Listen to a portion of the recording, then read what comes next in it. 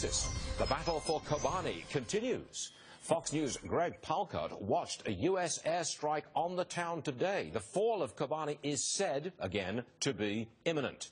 The UN says it's a humanitarian crisis. Well, of course it is.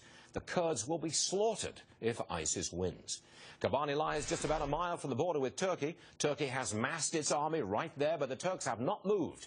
The White House is becoming frustrated with the lack of action from the Turks. Zuhdi Jasser is with us. He's the president of the American Islamic Forum for Democracy. All right, Zuhdi, Turkey would not be unhappy to see the Kurds lose big. Turkey is not acting as our ally in this, are they? No, they're not, and this is what's fascinating about what's happening. I mean, Turkey's getting pulled from three areas. Remember, the ruling party in Turkey is the Muslim Brotherhood of Turkey, or the AKP, so in many ways they're on the side of the jihadists, of the Islamists in Turkey. Inside the military in Turkey, you've got the old secular, almost pro-Assad types from the 20th century.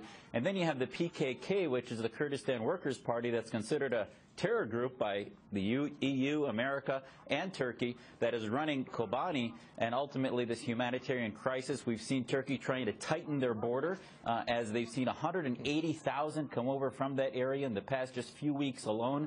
Kobani's over 400,000 people, so they're getting pulled from three ways. They're trying to stay out and let America bomb.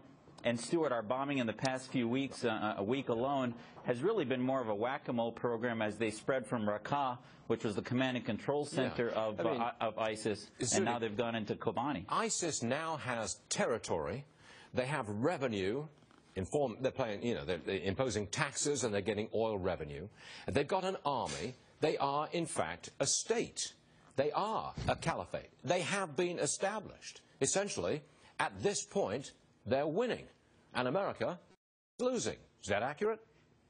Absolutely. And this is what happens, Stuart, when you don't have a strategy, when you try to treat a cancer inside a patient that you have no control over. And because we had no strategy against Assad, Assad is really the one coming out on top on this in his alliance with Iran and with Russia. And ultimately, it wasn't a civil war. It was a regional conflict. We said we were going to go in and sort of treat this little cancer. It's turning into a whack-a-mole program. And because we had no greater strategy in Syria, we're losing control of the entire crisis. And it's only going to get worse until we really start to have a long-term strategy over the next decade or more. Zuhdi, when you say it's only going to get worse, spell it out. How does it get worse? Does the caliphate expand? Do they take down another country? What in your view is it gets worse?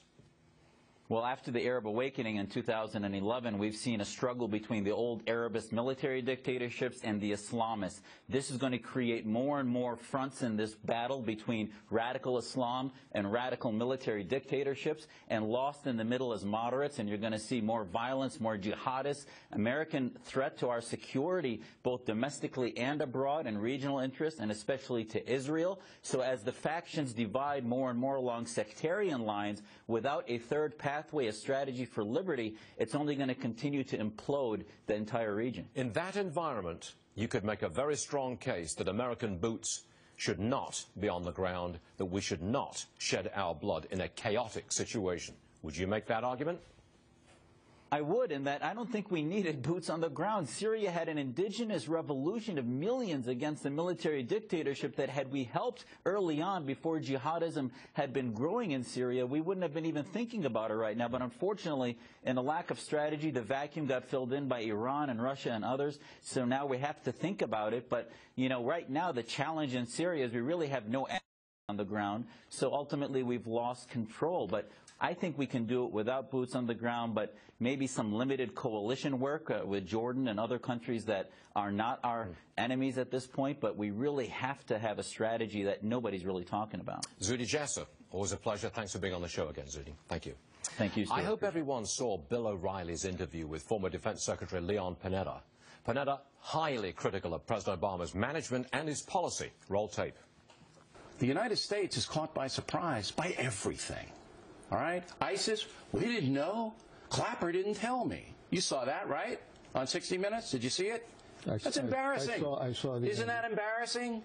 Well, I think that when things like that happen, it's more than just an intelligence failure. It's a policy failure as well.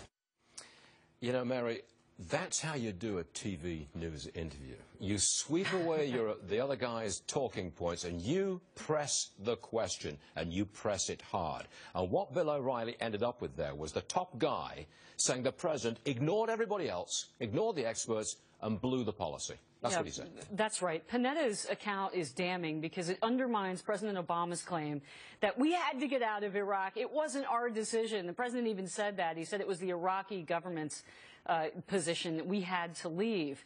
The reality is that we had leverage that the president didn't want to use. And, you know, Stuart, we've seen it before.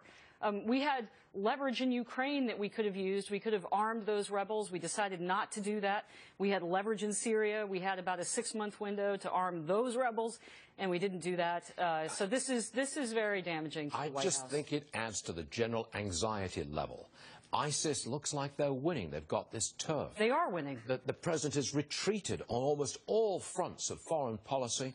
The world is slowing down. You've got Ebola, etc., etc., etc. And I think there's a lot of nervousness, especially in October on Wall Street. I think there's nervousness because what we're learning about the president, not just from Panetta, but from Gates, Clinton, and others, is that this president makes decisions based on politics, not based on our national security.